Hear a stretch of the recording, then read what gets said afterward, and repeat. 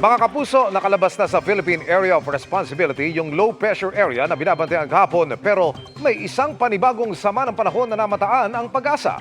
Nasa layong 2,030 kilometers. East-northeast yan ng Eastern Visayas. Sabi ng Pag-asa, mababa ang tsansang tumbukin ito ang ating par at wala ring epekto dahil malayo sa bansa. Tuluyan namang humina ang southwest monsoon o habagat kaya naka-monsoon break po tayo ngayon.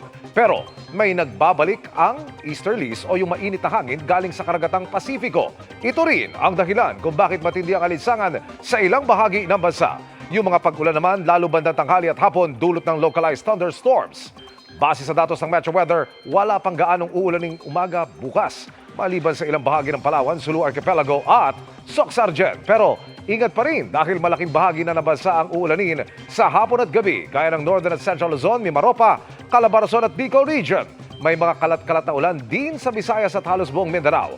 Maging alerto dahil posible ang matitinding buhos ng ulan at may tsansang bumaha, lalo po sa mabababang lugar. Pwede ring maulit ang mga pag-ulan sa Metro Manila, kaya huwag pa rin kalimutang magdala ng payong.